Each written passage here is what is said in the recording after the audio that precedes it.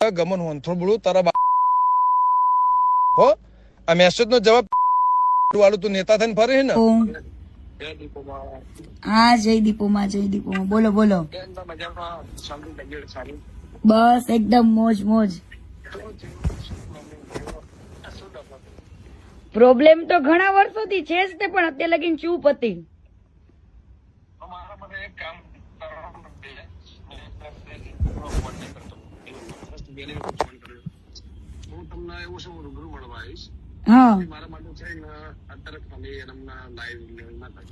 નહીં પણ આની અંદર કોઈ સમાધાન નું હાથ કઈ મારે કેવું છે જ નહીં, પણ દુનિયાને ખબર પડવી જોઈએ કે વ્યક્તિ શું છે.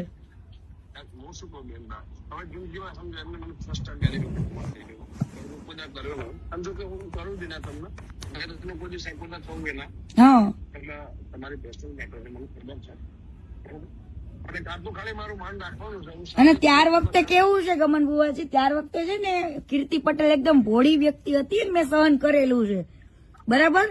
અને ઈ મારા મા બાપ પાસે જઈને બેઠો, 3 વાર મારા પપ્પા પાસે ગયો, ત્યારે મેં એની મેટર ચૂપ રાખી હતી. પણ આની હવે એક પછી એક બધા ગેમ કરે છે, તો મારી આરી ગેમ કરી હતી, તો હું કેમ ના ખુલીને કહું લોકોને.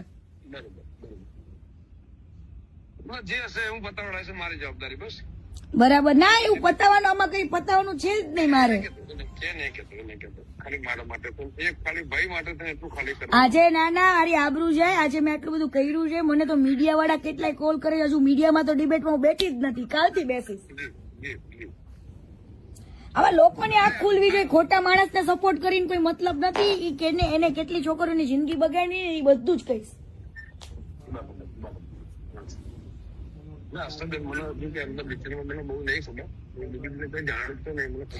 મેં તો સાથે કામ કરેલું છે ઘણા 1 વર્ષ સુધી,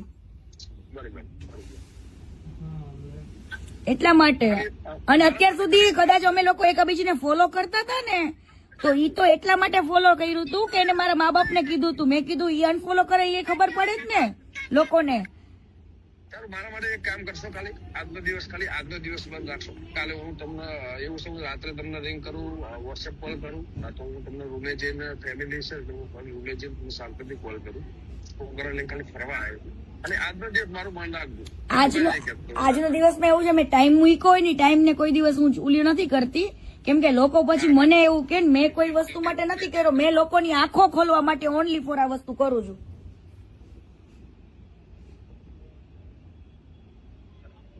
હેલો,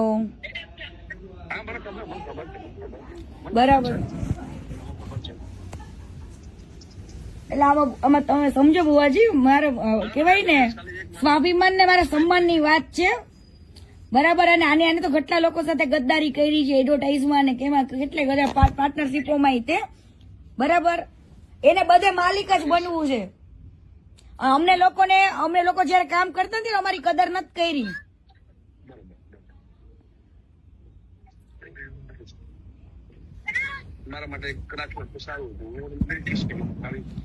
પણ આવી વાતમાં તમારી વસ્તુ હોય ને ગમન બુવાજી, તો તમે હજુ વસ્તુ અલગ છે, પણ આવી વાતમાં તો હું કઈ રીતના હું કરી શકું એમને.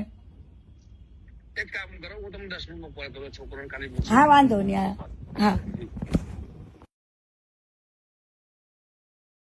હવે તમે લોકો વિચારો કે આને કઈ કર્યું જ ના હોય, એની કઈ ભૂલ જ ન હોય, તો સમાધાન શેનું?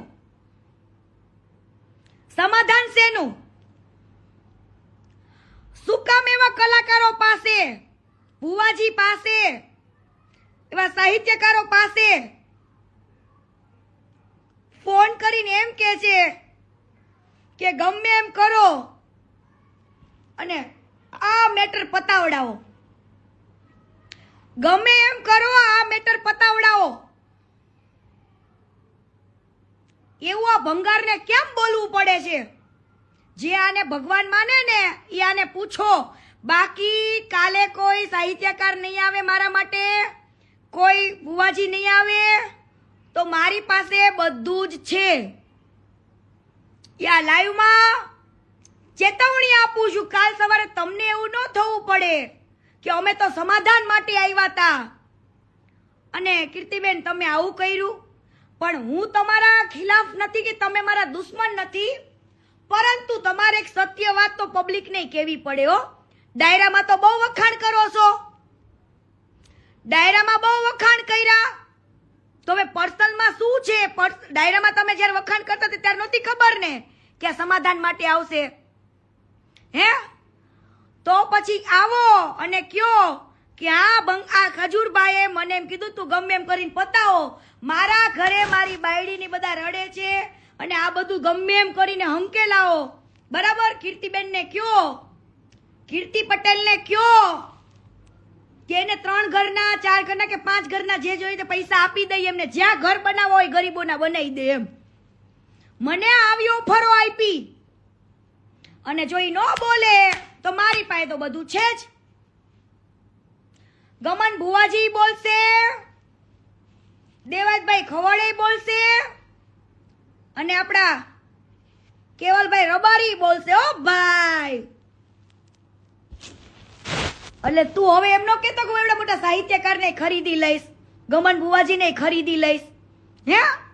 હવે ત્યાં પાછો જાતો નહીં ખરીદવા, કેમ કે ઈ ખરીદે મારા પાસે તો રેકોર્ડિંગ છે ને હું શું પુરાવો તમ તારે, અને હારા માથાઈ છે તમ તારે વચમાં જે હતા ને બધા. હો, ત્યાં પાછો ખરીદવા ન જાતો. તારો વાક જ નથી તો સમાધાન શેનું?